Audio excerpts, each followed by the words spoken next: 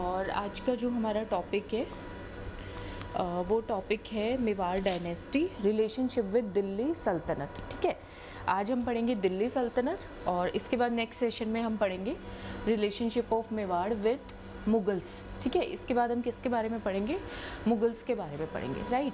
तो सबसे ज़्यादा फर्स्ट ग्रेड में हिस्ट्री ही इम्पॉर्टेंट है, सबसे ज़्यादा मार्क्स हिस्ट्री को दिए गए हैं। तो एक दो सेशन में और हमारा राजस्थान हिस्ट्री कंप्लीट हो जाएगा, then we will start with Indian history. ठीक है, तो इसके मैं टॉपिक्स थोड़ा सा आपको बता देती हूँ। RAS में तो आप देखेंगे तो हमें सारा ही करना है ऑलमोस्ट। अगर हम RAS प्रीलिम्स और मेंस की बात करते हैं तो ऑलमोस्ट उसमें सारे टॉपिक्स मिल जाते हैं। फर्स्ट ग्रेड की आप बात कर रहे हैं तो फर्स्ट ग्रेड के अकॉर्डिंग जो है ये सारा टॉपिक आपको एज इट इज़ करना है। अब बात करें असिस्टेंट प्रोफेसर की, तो असिस्टेंट प्रोफेसर में जो रिलेशनशिप है राजस्थान किंगडम्स के, राजपूताना के जो किंगडम्स हैं उनके साथ जितनी भी डायनेस्टीज़ हुई हैं उनका मुस्लिम्स के साथ लिखा हुआ है।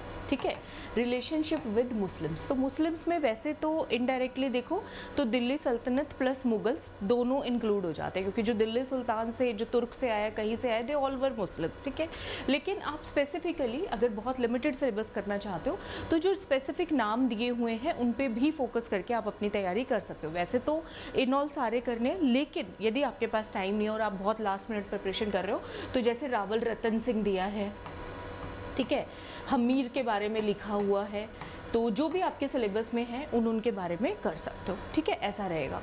तो चलिए स्टार्ट करते हैं इसको। रिलेशंस विद दिल्ली सल्तनत मेवाड़। मेवाड़ के जो है दिल्ली सल्तनत के साथ क्या रिलेशनशिप रहे हैं? दिल्ली सल्तनत का मतलब है दिल्ली में बैठा हुआ राजा जो कि बाहर से आते थे, and mostly they all were Muslims थे। ठीक है, तो उनको हम किस नाम से जानते हैं? दिल्ली सल्तनत के नाम से जानते हैं। और जब बाबर ने जो है इंडिया पे अपना रूल इस्टेब्लिश किया तो उस टाइम से हम उनको मुगल्स के नाम से जानते हैं। तो ये एक बाइफर्केशन है दिल्ली सल्तनत और मुगल्स के बीच में। बाबर से आगे आने वाला जो टाइम है उसको मुगल कहा जाता है। बाबर से पहले जो अलग अलग डायनेस्टीज हुई, जैसे तुगलक डायनेस्टी, स्लेव डायनेस्टी, उस टाइम पीरियड को हम दिल्ली सल्तनत पढ़ते हैं। आपने अपनी 7th 8th क्लास में जब हम पढ़ते थे NCERTs में तो वो चैप्टर्स भी होते थे बाकायदा। ठीक है, तो अभी तो इन चैप्टर्स को फिलहाल जो है हटा दिया गया है, दिल्ली सल्तनत एंड मुगल्स वाले। ठीक है, लेकिन अभी फिलहाल आपके सिलेबस में तो हमें पढ़ना है। तो देखिए, मेवाड़ के और दिल्ली सल्तनत के हमेशा ही कॉम्प्लेक्स जो है रिलेशनशिप रहे हैं, क्योंकि दिल्ली सल्तनत की इच्छा थी राजस्थान के जो इलाके हैं, क्योंकि Rajputana kingdom was very economically भी वेल था, स्ट्रेटेजिकली भी लोकेशंस बहुत अच्छे थे। ठीक है, तो उन रिसोर्सेज को वो यूज़ करना चाहते थे। तो दिल्ली सल्तनत का जो है मेवाड़ के राजाओं के साथ, मेवाड़ के भी, और इससे पहले हमने चौहान डायनेस्टी पढ़ी है तो चौहान्स के साथ भी। ठीक है, तो राजस्थान में वो अपना रूल इस्टेब्लिश करना चाहते थे, इसीलिए दिल्ली सल्तनत के जो है मेवाड़ के साथ और बाकी सभी डायनेस्टीज़ के साथ भी क्या हुआ है, tug of war type situation हुआ है, युद्ध हुए हैं आपस में। ठीक है, तो कॉन्फ्लिक्ट रहा है, कोऑपरेशन का तो मतलब ही नहीं होता। तो मेवाड़ दिल्ली कॉन्फ्लिक्ट जो है क्या है? Series of military engagements. Military engagement means युद्ध हुए हैं दोनों के बीच में आपस में। ठीक है, दिल्ली सल्तनत और मेवाड़ के बीच में। मेवाड़ की जो डायनेस्टी है उसे हम गुहिल डायनेस्टी भी बोलते हैं। मेवाड़ डायनेस्टी को हम किस नाम से भी जानते हैं? गुहिल डायनेस्टी के नाम से भी जानते हैं। ठीक है, मेवाड़ डायनेस्टी 2 ब्रांचेस में डिवाइडेड थी। गुहिल डायनेस्टी एक ब्रांच है जिसको हम बोलते हैं रावल ब्रांच। क्या बोलते हैं? रावल ब्रांच। और एक ब्रांच है जिसको हम बोलते हैं सिसोदिया ब्रांच। ठीक है, मेवाड़ की ओवरऑल सारी डायनेस्टी को हम बोलते हैं गुहिल डायनेस्टी, और गुहिल डायनेस्टी की 2 ब्रांचेस, जो पहले जिसने रूल किया उसको रावल शाखा बोला जाता है, रावल ब्रांच। उसके बाद जिसने रूल किया एक टाइम पीरियड के बाद, रावल रतन सिंह जो हैं वो लास्ट रूलर थे रावल ब्रांच के। उसके बाद सिसोदा एरिया के एक जो मतलब सरदार थे लोकल, जिसका नाम था हमीर, उन्होंने चित्तौड़ किले को वापस जीता और फिर वहाँ पे जो है मेवाड़ डायनेस्टी की एक तरीके से बोल सकते हैं इस्टेब्लिशमेंट दोबारा से स्टार्ट की। तो वहाँ से जो हमीर से, महाराणा हमीर से जो ब्रांच स्टार्ट होती है उसे हम सिसोदिया ब्रांच बोलते हैं, क्योंकि वो सिसोदा जो एरिया था उसको रूल करते थे, इस वजह से उसको सिसोदिया ब्रांच यहाँ से स्टार्ट होती है, लेकिन हाँ दोनों ही मेवाड़ की हैं, ये चीज़ आपको ध्यान रखना है। तो देखो मेवाड़ और दिल्ली सल्तनत में जो कॉन्फ्लिक्ट हुआ है, रावल ब्रांच में जो कॉन्फ्लिक्ट हुए हैं वो 1222 से लेके 1303 तक। 1303 रावल रतन सिंह अलाउद्दीन खिलजी के बीच में, पद्मावत मूवी सबने देखी होगी, वही वाला कॉन्फ्लिक्ट है। ये वही रावल रतन सिंह है जो पद्मावत मूवी में आपने दिखाए हैं, पद्मिनी, रानी पद्मिनी को लेके जो हुआ था स्ट्राइक पूरा, ठीक है। तो वो 1222 से लेके 1303 तक। इसके बाद जो है 1326 में जो महाराणा हम्मीर होते हैं, महाराणा ब्रांच भी सिसोदिया से ही कहलाना शुरू करते हैं। इससे पहले रावल कहे जाते थे, इसके बाद राणा कहे जाने। 1326 में ये चित्तौड़ पे अपना कंट्रोल करते हैं, तब से ये सिसोदिया ब्रांच कहलाती है। तो इसने रूल किया है फिर 1326 से 1521 तक, ठीक है। तो ये हम पढ़ने वाले हैं, ठीक है। तो दिल्ली सल्तनत वर्सेस रावल ब्रांच कब से कब तक रहे? 1222 से 1303 तक। और दिल्ली सल्तनत वर्सेस सिसोदिया ब्रांच 1326 से लेके 1521 तक, ठीक है। तो इस तरीके से हम इसको स्टडी करेंगे। अब इसमें जब हम मेवाड़ की रावल ब्रांच वर्सेस दिल्ली सल्तनत पढ़ने वाले हैं, तो पहले जो राजा का नाम आता है जिसका एकदम बहुत मतलब कि वॉर होता है एक तरीके से हम बोल सकते हैं, तो वो कौन कौन से राजा के बीच में होता है? रावल जैत्र सिंह और इल्तुतमिश के बीच में। दिल्ली का सुल्तान था इल्तुतमिश, सबने सुना होगा। इसको याद करने के लिए कि कौन सा किसके बीच में है, मतलब किस किस के बीच में आपस में युद्ध हुआ है, एक सेकेंड दीजिए रिकॉर्डिंग चेक कर लूँ, हाँ हो रहा है, ठीक है। किस किस के बीच में हुआ है? तो देखिए जैत्र सिंह JAITR है, और अगर मैं यहाँ पे नाम लिखती हूँ इल्तुतमिश, ठीक है।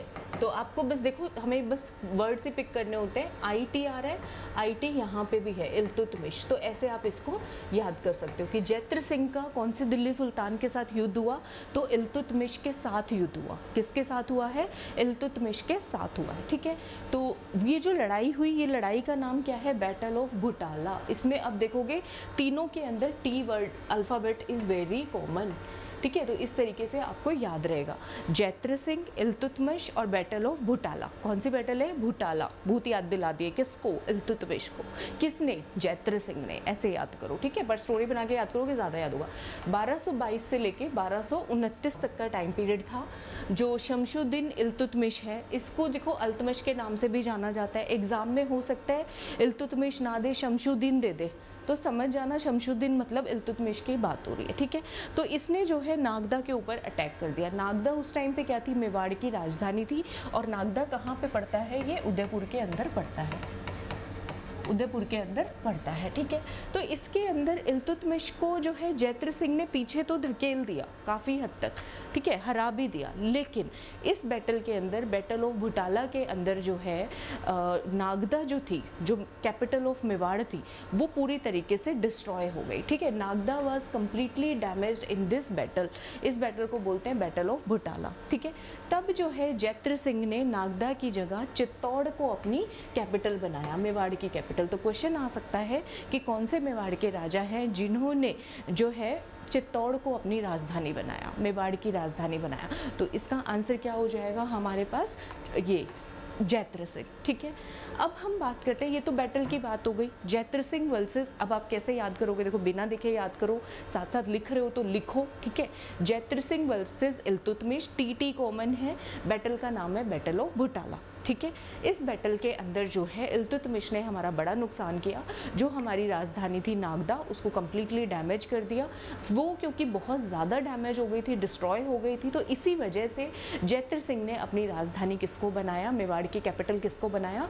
चित्तौड़ को बनाया। ये सारा इंसिडेंट कब हुआ है? 1222 से लेके 1229 तक, ठीक है। अब जो है ये इनके बारे में, राजाओं के बारे में डिटेल हमें कहाँ मिलेगी? या तो लिटरेचर में मिलेगी या फिर इंस्क्रिप्शन में मिलेगी। इनके आने वाले जो सक्सेसर्स रहे हैं उन्होंने लिखवाया होगा उसके बारे में। तो जैत्र सिंह से रिलेटेड कौन सा तो लिटरेचर है और कौन सी इंस्क्रिप्शन है, ये हमें अभी देखना है, ठीक है। तो हमीर मद मर्दन, ये हमने लिटरेचर वाले चैप्टर में भी पढ़ा था। हमीर मद मर्दन रिटन बाय जय सिंह सूरी। ये मैंने याद कैसे कराया था आप सबको अगर याद हो तो?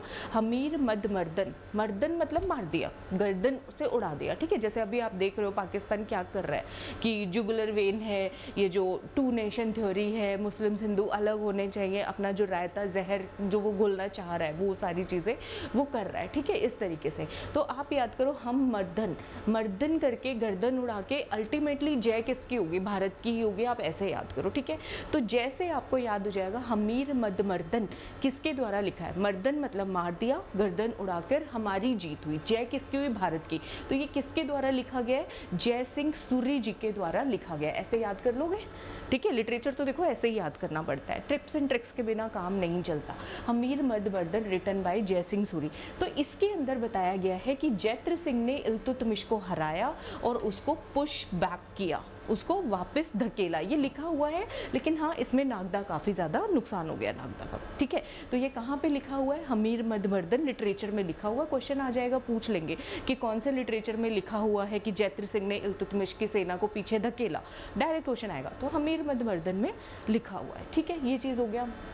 अच्छा, इसके बाद सेम यही बात और कहाँ पे लिखी हुई है, इनके आगे सक्सेसर्स हुए हैं रावल समर सिंह। समर सिंह की एक प्रशस्ति है कहाँ की, माउंट आबू की। आबू इंस्क्रिप्शन में भी सेम बात लिखी हुई है, ठीक है। तो जैत्र सिंह से रिलेटेड जो कंटेंट है वो कहाँ पे अवेलेबल है, हमीर मद मर्दन के अंदर अवेलेबल है। दूसरा कहाँ पे अवेलेबल है, ये रावल समर सिंह की आबू इंस्क्रिप्शन में है। और रुको, अभी आप सोच रहे हो पूरा हो गया, नहीं, रुको ज़रा, और भी बड़ा है जैत्र सिंह के बारे में, देखें। अच्छा, ये जो है आबू इंस्क्रिप्शन में थोड़ा सा और कंटेंट भी हमें मिलता है, वो क्या है कि जैत्र सिंह ने और किस किस को हराया, आगटपुर गुजरात के चालुक्य राजा हुए हैं लावण्य प्रसाद और वीरध्वल, इन दोनों को हराया, ठीक है। इनसे जो है आगटपुर यानी कि आहड़ वाला क्षेत्र मतलब कि जो उदयपुर के अंदर है, उसके राइट्स वापस लिए। जैत्र सिंह ने गुजरात के चालुक्य राजा को हरा के, कौन कौन से राजा के नाम किया, लावण्य प्रसाद और वीरध्वल को हरा के आहड़ वापस से अपने कंट्रोल में लिया। ये टाइम पीरियड है अराउंड 1221 के आसपास की बात है। तो ये सारा कंटेंट हमें कहाँ मिलता है, किसमें लिखा हुआ है, ये सारी बातें, ये सभी बातें रावल समर सिंह की आबू इंस्क्रिप्शन के अंदर लिखी हुई हैं, ठीक है। इतना समझ में आया। Gujarat was invaded by Muslims during Jaitra Singh reign, ये भी पूछ सकते हैं कि कौन से राजा के टाइम पीरियड में गुजरात पर मुस्लिम्स का कंट्रोल हो गया था, तो जैत्र सिंह के टाइम पीरियड में हुआ था, ठीक है। अच्छा, ये चीज़ें और होती थी उस टाइम पे, मुस्लिम आर्मी जो गुजरात जाती थी ना, उस टाइम पे जाते हुए गुजरात क्रॉस करते हुए नागदा को लूटती थी, ठीक है, नागदा को लूटती थी और नागदा को बहुत ज़्यादा नुकसान पहुँचाती थी, ठीक है। जैत्र सिंह ने, ऑल्दो इल्तुतमिश ने जो अटैक किया था नागदा के ऊपर, उसको पीछे धकेल दिया था, स्टिल नागदा इसमें कंप्लीटली डैमेज हो गई और चित्तौड़ को अपनी राजधानी बनाया। तो ये सारा कंटेंट हमें रावल समर सिंह की आबू इंस्क्रिप्शन में देखने को मिलता है, ठीक है। अच्छा, अब जैत्र सिंह से रिलेटेड एक और इंस्क्रिप्शन है, वो है महाराणा कुंभा की कुंभलगढ़ इंस्क्रिप्शन, यानी जो कुंभलगढ़ का किला है वहाँ पे जो कंटेंट लिखा हुआ है उसके बारे में। कुंभलगढ़ प्रशस्ति कौन से टाइम पीरियड की, 1460 की, क्योंकि महाराणा कुंभा तो बाद में आए थे, राणा ब्रांच बाद में, तब इन्होंने अपने जो एंसेस्टर्स है उनके बारे में लिखवाया होगा इतिहास, ठीक है। तो उसके अंदर लिखा हुआ है जैत्र सिंह को किस किस नाम से जाना गया है। इन्हें बहुत अलग अलग एरियाज के राजा की उपाधि दी गई है। इनको बोला गया है चित्रकूट का राजा, ठीक है। इनको चित्रकूट मतलब कि चित्तौड़ वाला इलाका, मेदपाट का राजा, मेदपाट मतलब मेवाड़, उदयपुर आ गया इसमें।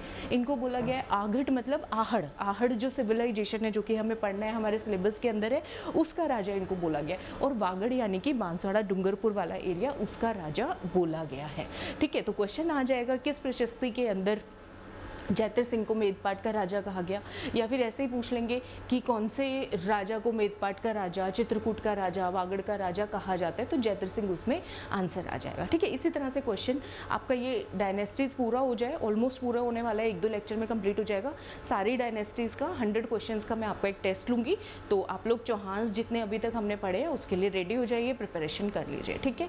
टेस्ट आपको मिल जाएगा। दशरथ शर्मा जो है उन्होंने भी जैत्र सिंह के टाइम पीरियड को, ये कहा है मिडीवल मेवाड़ के इतिहास का गोल्डन पीरियड है। मिडीवल टाइम पीरियड था, 1213वीं सेंचुरी की हम बात कर रहे हैं, तो golden period of history of medieval Mewar इसको कहा गया है। इसके अलावा एक और लिटरेचर है, पुराने टाइम का ही है, श्रावक प्रतिक्रमण सूत्र चूर्णी, ये भी हमने लिटरेचर में पढ़ा था, ठीक है, श्रावक प्रतिक्रमण सूत्र चूर्णी। तो ये लिटरेचर बताता है कि जैत्र सिंह की डेथ जो है वो अराउंड 1253 एडी में हुई है, 1309 विक्रम संवत में हुई है, 1253 एडी। इतना जितना याद रहे उतना ठीक है। मेन पॉइंट्स जो हाईलाइटेड वंस है ना, जो बोल्ड में मैंने लिखा है, उसको एटलीस्ट ज़रूर याद कीजिएगा, ठीक है। तो आबू इंस्क्रिप्शन में ये भी बताया गया है कि जैत्र सिंह ने सिंधु के पास से, अभी जो सारा इंसिडेंट चल रहा है भाई वो कहाँ, सिंधु पानी को, अभी पाकिस्तान को हमने थोड़ा तो याद दिलाया कि भाई तुम्हारा पानी भी रोका जा सकता है, तो ये सिंधु से ही इन्वेडर्स आ रहे थे जिसका नाम था खवास खान, उसको भी जैत्र सिंह ने पीछे धकेला हुआ है, उसको भी जो है जैत्र सिंह ने पीछे धकेला हुआ है। तो ये सिंधु वाला जो हमारा ट्रम्प है आज से नहीं चल रहा, बहुत टाइम से चल रहा है। दरिया दिल्ली का कुछ लोग ज़्यादा फ़ायदा उठा लेते हैं, तो दरिया दिल्ली नहीं उड़ानी चाहिए, ठीक है, तो ऐसा है, नहीं दिखानी चाहिए। और इन्होंने जो है, जो कि ये जो खवास खान है, ये जो है गुजरात में अनहिलवाड़ा में अटैक करने जा रहा था, गुजरात में अनहिलवाड़ा के अंदर अटैक करने जा रहा था, ठीक है, तो इसको भी जैत्र सिंह ने पीछे धकेला है, ठीक है। तो ये सारा कंटेंट है हमारा, ये जो हमें सारे पॉइंट्स है याद करने हैं, किसके बारे में याद करने हैं, जैत्र सिंह के बारे में। तो चलो एक बार देखते हैं क्या क्या लिखा है, आई होप सब याद कर पाओ, साथ के साथ क्लास में नोट्स बना लो ताकि बाद में कोई चक्कर ही ना रहे आपका। तो जैत्र सिंह की अगर हम बात करें, इनका दिल्ली सुल्तान, कौन से दिल्ली सुल्तान के साथ युद्ध रहा भाई, वर्सेस क्या हो जाएगा, इल्तुतमिश, ठीक है, इल्तुतमिश। इल्तुतमिश के दूसरे नाम भी याद कर लेना, शमसुद्दीन इल्तुतमिश, या इसको अल्तमश भी बोल देते हैं, ठीक है। कब किया इसने ये अटैक नागदा के ऊपर, 1222 से लेके 1229 के टाइम पीरियड में, ठीक है। इसमें जो है जैत्र सिंह ने इसकी आर्मी को पीछे तो धकेला, ठीक है, इसको हराया तो सही, लेकिन इसमें हमारा जो नागदा है वो कम्प्लीटली क्या हो गया, डिस्ट्रॉय हो गया, नागदा हमारा कम्प्लीटली डिस्ट्रॉय हो गया। तो जैत्र सिंह ने बनाई न्यू कैपिटल, और न्यू कैपिटल जो कि चित्रकूट, या जिसको हम चित्तौड़ बोलते हैं। और ये जो युद्ध हुआ था, इस युद्ध का नाम क्या है, बैटल ऑफ भुटाला, इस युद्ध का नाम क्या है, बैटल ऑफ भुटाला, ठीक है, ये जी हमने पढ़ लिया। इसके बाद जैत्र सिंह ने और क्या क्या किया, जैत्र सिंह ने इंडस से भी इन्वेडर आए थे, खवास खान, इसको भी हराया, इसको भी पीछे धकेला, ये गुजरात पे जो है अटैक करने जा रहा था, अनहिलवाड़ा में गुजरात के, इसको भी पीछे धकेला। ये हमें कंटेंट कहाँ से मिलता है भाई, ये आबू इंस्क्रिप्शन में मिलता है, ठीक है, आबू इंस्क्रिप्शन के अंदर हमें ये कंटेंट अवेलेबल है।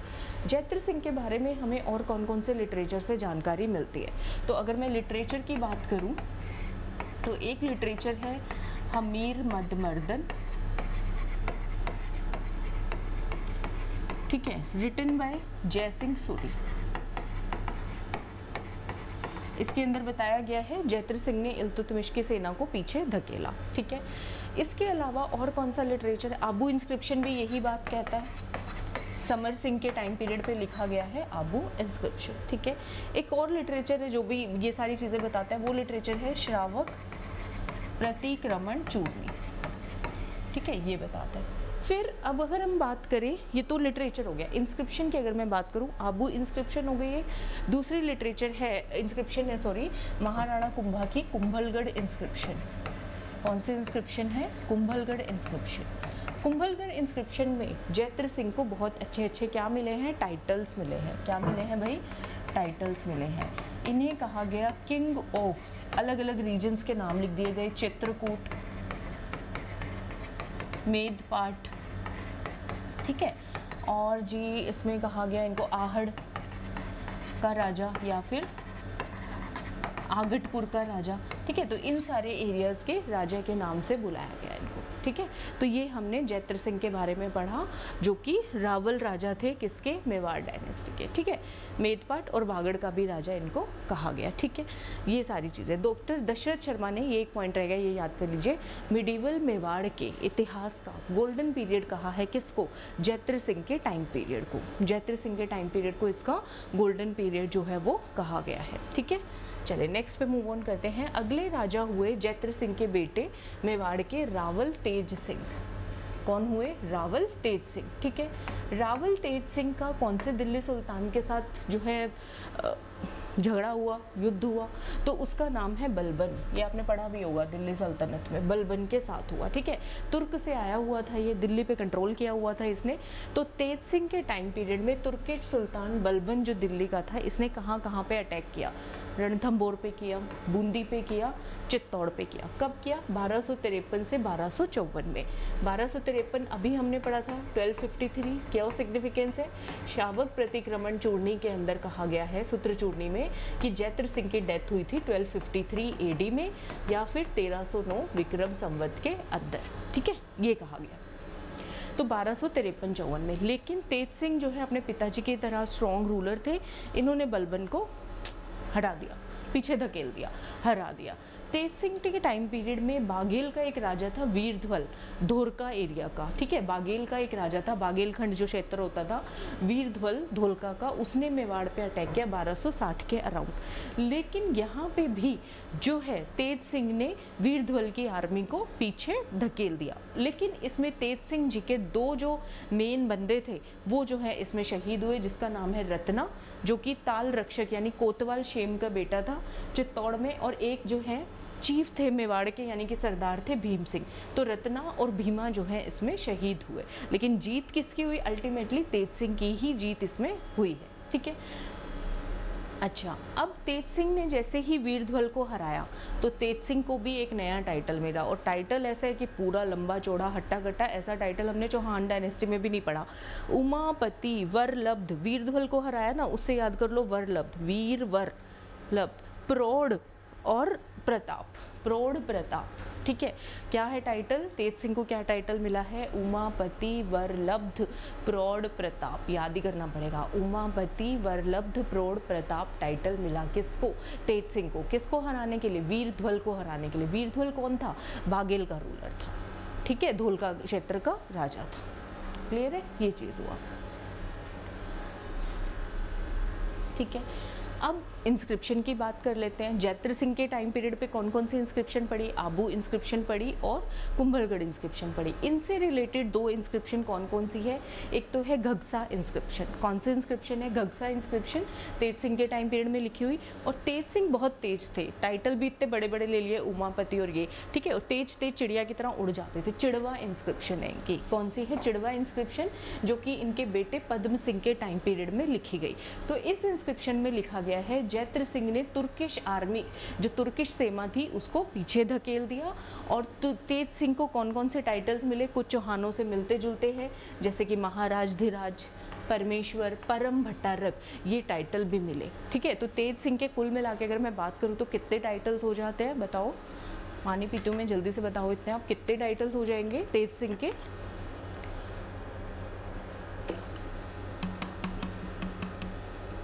आंसर आना चाहिए जल्दी से। 4 टाइटल्स हो जाएंगे। ठीक है, 2-3 तो पुराने ही हैं जो राजा आमतौर पे देते थे, महाराज धीराज, परमेश्वर, परम भट्टारक। एक जो स्पेशल है उमापति, वो बताओ। उमापति, वरलब्ध, प्रौढ़, प्रताप, ये 4 टाइटल्स जो है उनको मिले हुए हैं। ठीक है,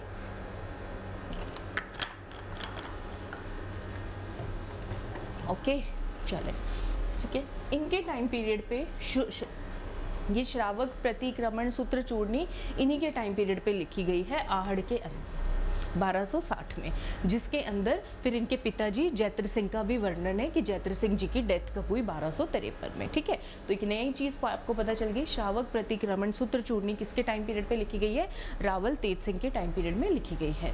ठीक है, तो इसमें आर्ट एंड कल्चर इस टाइम पे बहुत ज़्यादा मतलब फ्लॉरिश करता था, तो वो सारा डिटेल भी हमें यहाँ पे देखने को मिलता है। ठीक है, और रावल रतन सिंह तो बहुत इजी है, आप फटाक से कर लोगे, इसमें ज़्यादा टाइम नहीं लगेगा आपको। तो देखो, एक बार मैं रिवीजन करा देती हूँ। ठीक है, मैं चाहती हूँ क्लास में रट के जाओ। ठीक है, चले आ जाओ। बोर तो नहीं हो रही क्लास में? बोर नहीं होना है बिल्कुल भी। एक हम पढ़ेंगे जैत्र सिंह जी,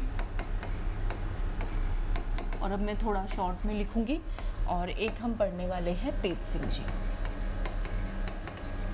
इन्हीं के ही ये बेटे हैं। मेवाड़ के दोनों राजा हैं, कौन सी ब्रांच के? रावल ब्रांच के। ठीक है, दिल्ली सुल्तान कौन है? जैत्र सिंह के टाइम पे है शमशुद्दीन इल्तुतमिश, या फिर जिसको हम अल्तमस भी बोलते हैं, और बैटल हुई है बैटल ऑफ भूटाला। ठीक है, तेज सिंह की किससे लड़ाई हुई है? दिल्ली के सुल्तान, कौन था दिल्ली का सुल्तान इस टाइम पे? बलबन, जो कि तुर्की से आया था, बलबन के साथ हुई। दोनों में विनर कौन होते हैं? दोनों के अंदर विनर हमारी साइड के ही होते हैं। इसमें जैत्र सिंह होते हैं विनर, ठीक है, और इसके अंदर तेज सिंह विनर होते हैं। तेज सिंह ने बलबन की आर्मी को पीछे धकेला और यहाँ पे जैत्र सिंह ने इल्तुतमिश की आर्मी को पीछे धकेला। ठीक है, इसमें बैटल ऑफ भुटाला में एक जो नुकसान हुआ हमारा, वो बहुत ज़्यादा, हमारा नागदा जो मेवाड़ की राजधानी थी, ये कम्प्लीटली डिस्ट्रॉय हुई एक तरीके से। जैत्र सिंह ने फिर नई राजधानी किसको बनाया? चित्तौड़ को बनाया। किसको बनाया? नई राजधानी चित्तौड़ को बनाया। ठीक है, ये चीज़ हमने पढ़ा। अब जो इन्होंने तेज सिंह ने, अच्छा पहले जैत्र सिंह का ही करते हैं, ये हमने पढ़ लिया। इसके बाद जैत्र सिंह के बारे में कंटेंट हमें कहाँ पे मिलता है?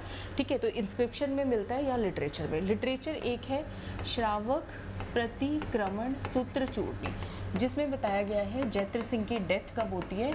1253 AD के अंदर होती है। ठीक है, दूसरा लिटरेचर है जो कि है हमीर मद मर्दन जय सिंह सूरी जी के द्वारा लिखा गया, जिसमें बताया गया है जैत्र सिंह ने इल्तुतमिश की आर्मी को पीछे धकेल दिया। ठीक है, आबू इंस्क्रिप्शन में भी यही बात जो है वो कही गई है।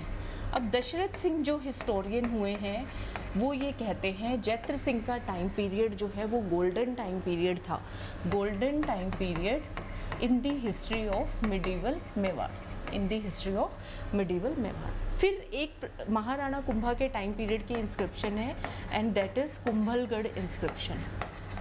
वो कौन सी इंस्क्रिप्शन है? कुंभलगढ़ इंस्क्रिप्शन है। कुंभलगढ़ इंस्क्रिप्शन में जैत्र सिंह को टाइटल्स मिले। कौन कौन से टाइटल्स मिले भाई? King of Medpat, sorry extremely sorry, मैं क्लास में कोई गड़बड़ ना हो, ऐसा हो ही नहीं सकता। मेदपाट, ठीक है, और दिस वन चित्रकूट, और आघट, या इसको आप बोल लीजिए आहट, ठीक है, या फिर वागड़। ये जो है टाइटल्स इनको मिले हैं जैत्र सिंह को। ये सारा हमने यहाँ पे पढ़ा। ठीक है, एक इन्होंने शायद से हमने ये भी पढ़ा, खवास जो ये इंडस से आ रहे थे उनको भी हराया, बट इन्होंने या तेज सिंह ने, वो भी एक बार क्रॉस चेक करते हैं। ठीक है, बलबन को हराने के बाद तेज सिंह को जो टाइटल्स मिले, वो टाइटल्स कौन कौन से थे? उमापति, ठीक है, वरलब्ध, दिस प्रौढ़ प्रताप। ये जो टाइटल इनको मिलता है, ये टाइटल मिलता है बलबन को हराने के लिए नहीं, ये टाइटल मिलता है गुजरात पर जो है अटैक करने जा रहे थे, और इन्होंने फिर चित्तौड़ पे भी अटैक किया गुजरात जाते हुए। ये धोलका क्षेत्र के बाघेल के राजा थे, जिसका नाम था क्या? वीरध्वल, ठीक है, और एक और राजा का नाम था। इनको हरा के फिर जो है तेज सिंह को वरलब्ध प्रौढ़ प्रताप, ये एक टाइटल, उमापति वरलब्ध प्रौढ़ प्रताप टाइटल मिलता है। इसके अलावा तेज सिंह को और कौन कौन से टाइटल्स मिले हैं, जो कि नॉर्मल टाइटल्स हैं, हमने पहले भी पढ़े हैं, दैट इज़ परम भट्टारक, परमेश्वर और महाराज धीराज। ठीक है, शॉर्ट में लिख रही हूँ मैं, महाराज धीराज, ये टाइटल्स भी मिले हैं। तेज सिंह का जो हमें इंस्क्रिप्शन कौन कौन सी है? दो इंस्क्रिप्शन, एक तो है चिड़वा इंस्क्रिप्शन, जिसमें हमें मिलता है तेज सिंह के बारे में, और एक है घगसा इंस्क्रिप्शन, घगसा इंस्क्रिप्शन, इसमें हमें तेज सिंह के बारे में पता चलता है। ठीक है, तो दोनों ही राजा बहुत पावरफुल राजा रहे हैं अपने टाइम पीरियड के। ठीक है, तो ये सारा है। हाँ ठीक है, यही सारा कंटेंट है, ये हमने पढ़ लिया। घगसा, चिड़वा, यस, हाँ, वीरध्वल को हरा दिया था। हाँ, ये पॉइंट हमारा रह गया कि रत्ना और भीमा इसमें शहीद हो गए थे। ठीक है, ये चीज़ हमने रह गया। और जैत्र सिंह ने इंडस पे जो है इंडस से आए हुए खवास खान को भी पीछे खदेड़ा था। ठीक है, ये चीज़ हमने पढ़ा। इसके बाद नेक्स्ट हम पढ़ने वाले हैं रावल रतन सिंह। तो बहुत सिंपल है, सबने मूवी देख रखी है, सबको सारी स्टोरी ऑलमोस्ट मोर और लेस पता ही होगी। रावल रतन सिंह का दिल्ली के कौन से सुल्तान के खिलाफ जो है युद्ध हुआ? अलाउद्दीन खिलजी। ठीक है, सबको पता है 1303 के अंदर हुआ था। जैत्र सिंह के आगे सक्सेसर्स रहे, आगे वंशज हुए समर सिंह। ठीक है, समर सिंह के आगे 2 बेटे हुए थे, थोड़ा बैकग्राउंड देख लेते हैं, रतन सिंह और कुंभकर्ण। कुंभकर्ण जो है ये नेपाल चले गए, इन्होंने अपना राज्य जो है, अपना डायनेस्टी जो है कहाँ पे इस्टेब्लिश कर लिया, एक तरीके से नेपाल के अंदर। तो फिर रावल ब्रांच के राजा बने कौन? रतन सिंह बने। इनके टाइम पीरियड में राजस्थान का दूसरा साका और चित्तौड़ का पहला साका होता है। राजस्थान का पहला साका कहाँ पे हुआ था? रणथंभौर में। हम पढ़ चुके हैं चौहान डायनेस्टी में। जिसने भी अभी तक क्लास नहीं देखी है तो क्लास जाके देखो, टेस्ट में सबके टॉप नंबर आने चाहिए। ठीक है, ऐसा। तो राजस्थान का दूसरा साका या पहला साका ऑफ चित्तौड़ हुआ इनके टाइम पीरियड में। ठीक है, साका सबको पता होगा कि कोई बाहर से अटैक कर दे, और हमारे जब राजपूत राजा होते थे इनको लगता था कि अब हम कुछ नहीं कर सकते, तो वो केसरिया पहन के टूट पड़ते थे दुश्मन आर्मी के ऊपर और हंसते हंसते अपनी मतलब वीरता के साथ बलिदान दे देते थे। उसको बोलते हैं केसरिया करना। जौहर होता है, महिलाएं जो हैं जल जौहर या अग्नि जौहर करती थी। सारी महिलाएं जो होती थी राजमहल की जितनी भी, वो जौहर कर लेती थी अपनी अस्मिता को बचाने के लिए। तो जौहर और केसरिया जब मिलते हैं उसे हम साका बोलते हैं। ठीक है, तो ये चित्तौड़ का पहला साका था। ठीक है, रीज़न क्या है, क्यों अलाउद्दीन खिलजी चाहता था? तो एक तो रीज़न यही है कि चित्तौड़ जो है ये, अच्छा पहले चलो रीज़न देख लेते हैं कि अलाउद्दीन खिलजी ने क्यों अटैक किया चित्तौड़ के ऊपर। पहला एक जो बताया जाता है, पद्मावत जो एक बुक लिखी हुई है मलिक मोहम्मद जायसी की, उसके अंदर कि वो रानी पद्मिनी की ब्यूटी से बहुत ज़्यादा इम्प्रेस था, रानी पद्मिनी को हासिल करना चाहता था। दूसरा रीज़न बताया गया है चित्तौड़ की स्ट्रैटेजिक लोकेशन। चित्तौड़ से होकर आप गुजरात जा सकते थे, मालवा जा सकते थे, तो उसकी लोकेशन बहुत स्ट्रैटेजिक है। ठीक है, चित्तौड़ की gateway to Malwa, Gujarat and South India. ठीक है, तो ये सारे मेन इसके रीजंस हैं। 2 मेन रीजंस इसके बताए गए हैं कि ये हुआ। कब अटैक किया अलाउद्दीन खिलजी ने? अटैक किया 1303 में, डेट याद करनी है हमें, 28 जनवरी 1303 को। ठीक है, और कब इसने कब्जा कर लिया चित्तौड़ के किले पे? 26 अगस्त 1303 को इसने कब्जा कर लिया। कब्जा करने के बाद इसमें क्या कहा गया? डॉक्टर दशरथ शर्मा भी यही मानते हैं, जो पद्मावत में व्यू लिखा हुआ है, कि रानी पद्मिनी जो रावल सिंह की पत्नी थी, जो कि सिन्हला के राजा गांधर्व सेन की बेटी थी, उसको वो जो है पाना चाहता था, उसकी बुरी नज़र उन पे थी। ठीक है, ऐसा करके तो अलाउद्दीन खिलजी ने फिर चित्तौड़ का किला जब जीत लिया, इसको अपने बेटे खिज़्र खान को सौंप दिया और इसका नाम रखा खिज़राबाद। इसका नाम क्या रखा? नाम पूछते हैं, जैसे हमने जालोर में पढ़ा था, जालोर का नाम रखा जलालाबाद, ऐसे करके। ठीक है, तो इसका नाम रखा खिज़राबाद। रावल रतन सिंह जो है मेवाड़ की गुहिल डायनेस्टी के रावल ब्रांच के आखिरी रूलर थे। कौन से रूलर थे? लास्ट रूलर थे। ये चीज़ आपको ध्यान में रखनी है, क्वेश्चन आ सकता है कभी भी। ठीक है, ये हमने पढ़ लिया। अलाउद्दीन खिलजी से लड़ते हुए रावल रतन सिंह के 2 मेन जो कमांडर थे, गोरा और बादल, वो इसमें शहीद हो गए, जैसे हमने पहले पढ़ा। ठीक है, इसके अंदर अभी जब हमने पढ़ा था रत्ना और भीमा, ये किस में हुए थे? रतन और भीम सिंह, इसमें तेज सिंह जी के। ठीक है, तेज सिंह जी के थे। और रावल रतन सिंह जी के टाइम पीरियड में गोरा बादल की कहानी बहुत फेमस है, ये दोनों शहीद हो गए थे। रानी पद्मिनी ने 1600 महिलाओं के साथ जौहर कर लिया था। ठीक है, अलाउद्दीन खिलजी का उस टाइम का कॉन्टेम्प्रेरी इतिहासकार हिस्टोरियन हुआ एक आमिर खुसरो, उसने भी इस अटैक के बारे में बताया हुआ है। कौन सी बुक के अंदर? खज़ेनुल फतूल। तो ये बुक पूछ लेते हैं, मलिक मोहम्मद जायसी की पद्मावत हो गई, डॉक्टर दशरथ शर्मा भी उस पॉइंट को एग्री करते हैं। आमिर खुसरो ने कौन सी बुक के अंदर ये सारा युद्ध का डिस्क्रिप्शन लिखा हुआ है? खज़ेनुल फतू। ठीक है, खज़ेन उल फतू। अब ये याद करने पड़ेंगे, याद कर लो। ठीक है, ऐसे हैं। इसके बाद अगर हम बात करें, अब 1303 में खिज़राबाद हो गया, खिज़्र खान ने इस पे कंट्रोल कर लिया। बीच बीच में जो मेवाड़ के सरदार थे वो लड़ते रहे। तो चित्तौड़ पे कभी किसी सरदार का, कभी किसी सरदार का जो है कंट्रोल ऐसे होता गया। फिर एक जो है सिसोदा एरिया के लोकल शिफ्टियन या सरदार वहाँ के थे, जिनका नाम था हमीर। उन्होंने चित्तौड़ के किले पे फाइनली अपना कंट्रोल किया। बहुत एफिशिएंट राजा थे 1326 के अंदर। ठीक है, क्योंकि ये सिसोदा के रहने वाले थे और चित्तौड़ के किले पे इनका कंट्रोल हो गया, तो इनके बाद से जो भी राजा है वो क्या कहलाने लगे? सिसोदिया। ठीक है, क्या कहलाने लगे? सिसोदिया ब्रांच की स्टार्ट यहाँ से होती है।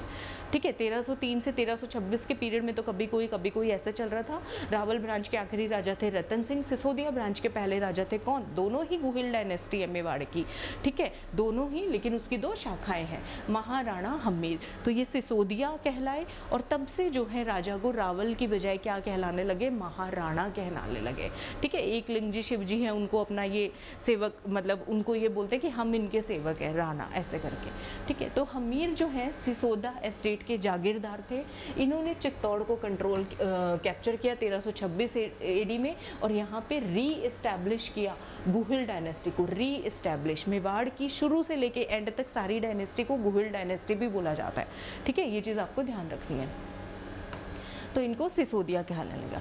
अच्छा, हमीर जी का बैकग्राउंड क्या है? सिसोदा जो एक छोटा स्टेट था उसके जागीरदार थे ये तो इनके जो दादा, इनके जो पिताजी थे, इनके दादाजी का नाम था लक्ष्मण सिंह और जो इनके पिताजी थे वो जो है ये हमारा अलाउद्दीन खिलजी के अगेंस्ट लड़ते हुए शहीद हुए हैं, ठीक है। तो निकल के तो वहीं से ही आए हैं, ठीक है।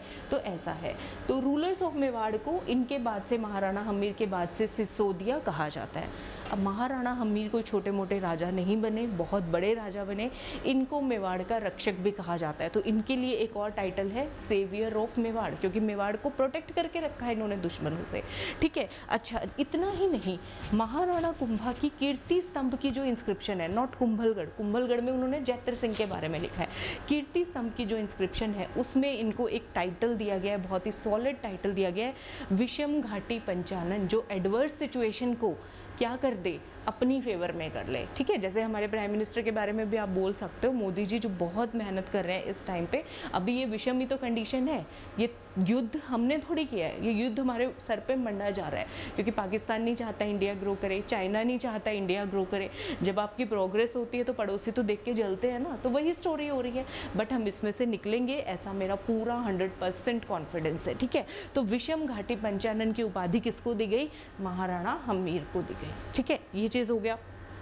अच्छा, कीर्ति स्तंभ इंस्क्रिप्शन में भी ये उपाधि दी गई है। इसके साथ साथ रसिक प्रिय टीका, जो कि महाराणा कुंभा ने ही लिखा था, उसमें भी महाराणा हमीर को क्या कहा गया है?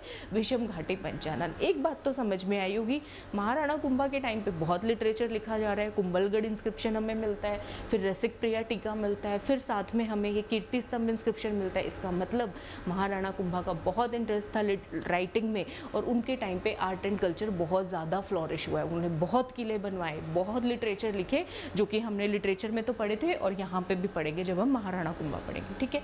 तो ये है, हमीर ने जो है किसको हराया हुआ था? दिल्ली सुल्तान।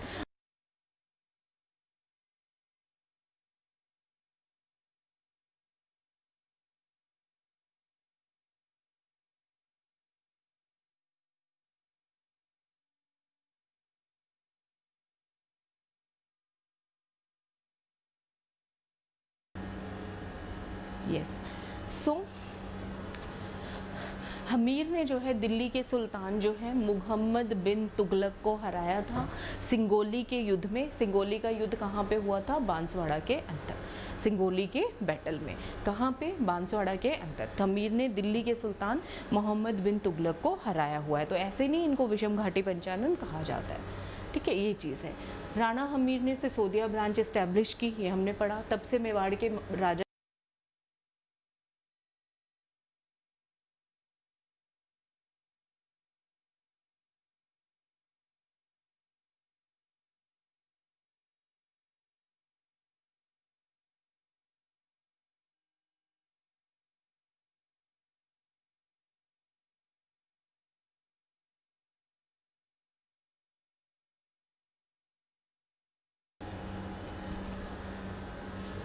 थर्टीन 1364 के अंदर, ठीक है। अच्छा, इसके बाद है महाराणा कुंभा। महाराणा कुंभा का जो टाइम पीरियड है, ये टाइम पीरियड है, अच्छा एक मिनट को ये चीज़ें नोट कर लो प्लीज़, कि आपको पता होना चाहिए कौन कौन से दिल्ली सुल्तान के खिलाफ लड़ा है। तो जैत्र सिंह वर्सेस इल्तुतमिश। आप चाहो तो ये सारी पॉइंट्स एक जगह पे नोट करके भी रख सकते हो। तेज सिंह वर्सेस बलबन, ठीक है।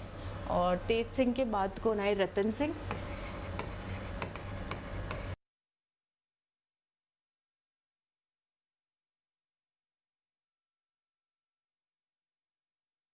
बाद महाराणा हम्मीर।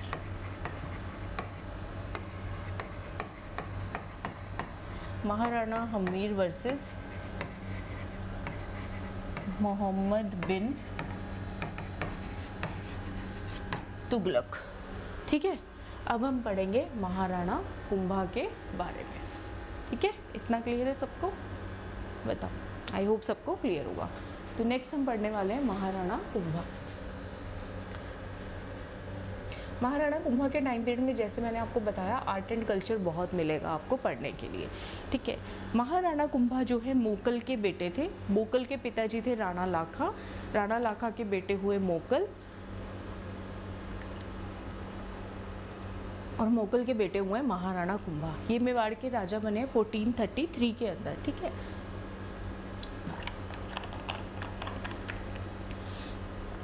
ये भी जो है ना एक बहुत ही एफिशिएंट राजा थे। ये भी काफ़ी एफिशिएंट राजा थे। अपने एंसेस्टर्स के बारे में इतना अच्छा कंटेंट लिख के गए हैं, लिखवाया है मतलब राइटर से। इन्होंने क्या किया, देखो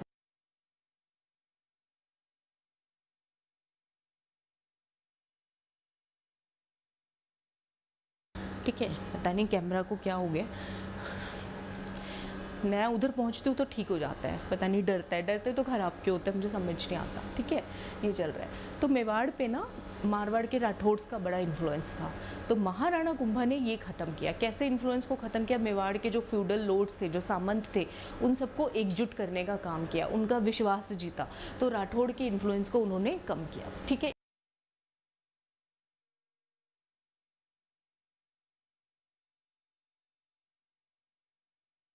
इन्होंने मेन सेंटर ऑफ पावर बनाया। ठीक है, 1437 में इनके जो है ना अहद से दिल्ली सुल्तान के साथ डायरेक्ट कोई लड़ाई नहीं है, लेकिन हाँ आसपास के जो सुल्तान्स थे, तो आप बोल सकते हो कि मुस्लिम्स के साथ महाराणा कुंभा के युद्ध हुए। ठीक है, तो वो सारी चीज़ें 1437 एडी में महाराणा कुंभा ने बैटल ऑफ सारंगपुर हुआ एक।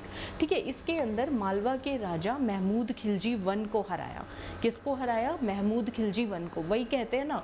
और इसको 6 महीने तक जेल में रखा, लेकिन छोड़ दिया। छोड़ना नहीं चाहिए था, मारना चाहिए था। वही कहते हैं ना, जिसको इसको छोड़ दो, ये दरिया दिल्ली जो है ना इंडिया की, हमें ही नुकसान कर रही है। सेम केस विद पाकिस्तान भी यही हो रहा है। अभी वो नुकसान करता जा रहा है, करता जा रहा है। उसका सिर्फ एक सोल्यूशन है कि वो नस्ते नाबूद हो जाए, एकदम से ख़त्म हो जाए। ख़त्म होगा तभी पीछा छोड़ेगा, अदरवाइज़ पीछा नहीं छोड़ने वाला। तो क्या हुआ, महाराणा कुंभा ने महमूद खिलजी वन को 6 महीने जेल में रखा, छोड़ दिया। इसने क्या किया, ये तो मालवा का राजा था, इसने एक और राजा के साथ मिलके, ठीक है, गुजरात के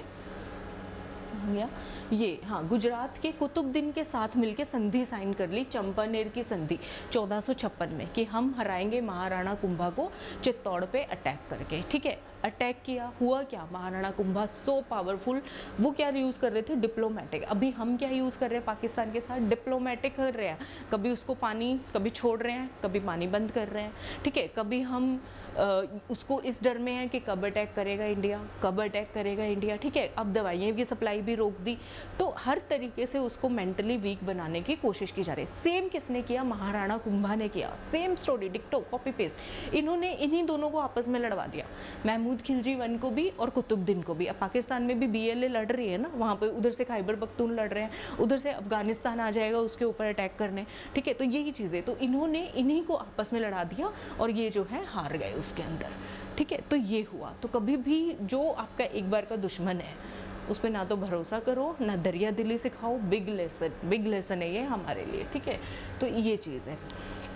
ठीक है, इस विक्ट्री को, जो सारंगपुर का युद्ध हुआ था जिसमें महमूद खिलजी वन को महाराणा कुंभा ने हराया था, इस विक्ट्री को सेलिब्रेट करने के लिए महाराणा कुंभा ने बनाया था विजय स्तंभ, जिसे हम क्या बोलते हैं? Tower of victory. ठीक है, इसकी बाकी डिटेल्स तो आर्ट एंड कल्चर वाले पार्ट में आएगी, लिटरेचर के अंदर, या फिर हम इसको फोर्ट्स में पढ़ेंगे जब हम किले पढ़ेंगे।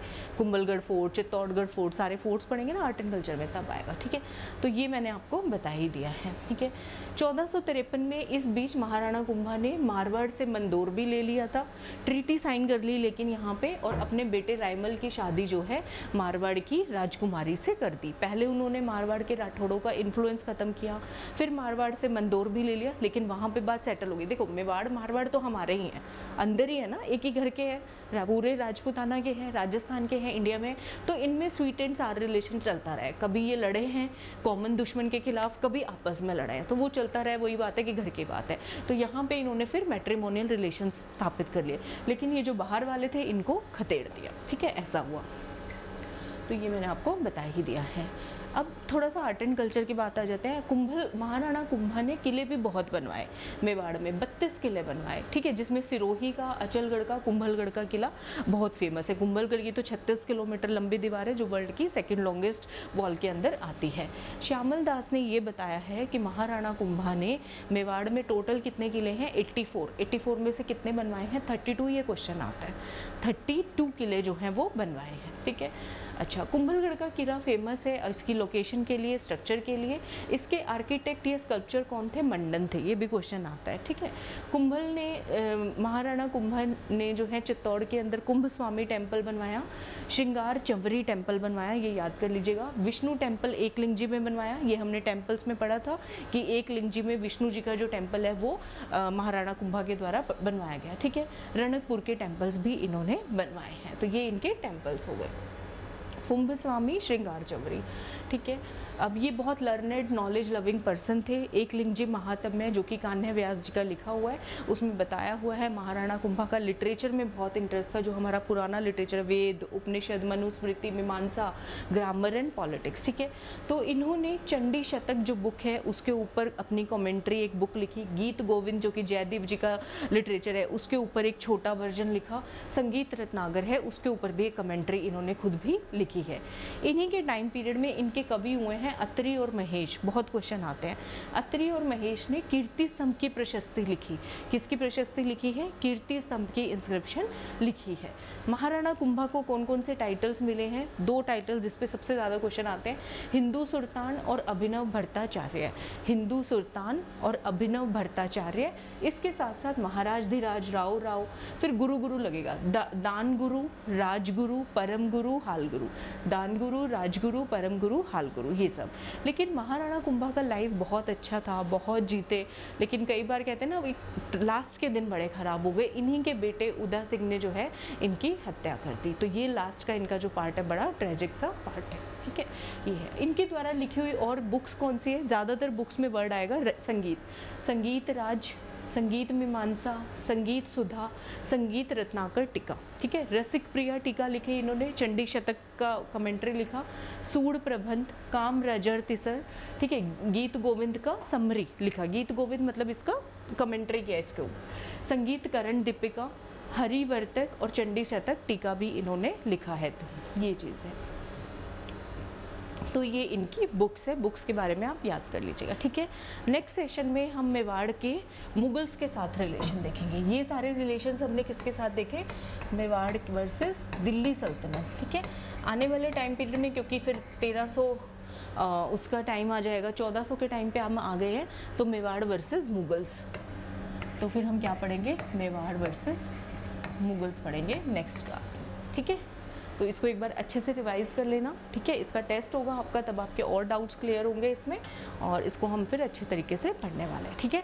तो मिलती हूँ मैं आपसे नेक्स्ट सेशन में। अच्छे से तैयारी कर लीजिएगा, रिवाइज़ कर लीजिएगा, जितना टाइम है उसको पूरा यूटिलाइज़ कीजिए, ठीक है। और टेस्ट में आपको दे दूँगी, तो MCQs इसका टेस्ट होगा, एक बार इस टॉपिक को हम फिनिश कर लें, ठीक है। तो तब तक आप चौहान्स वाले अपना रिवाइज़ कर लीजिए कॉन्टेंट, ठीक है। तो मिलती हूँ नेक्स्ट सेशन में। Thank you everyone, take care.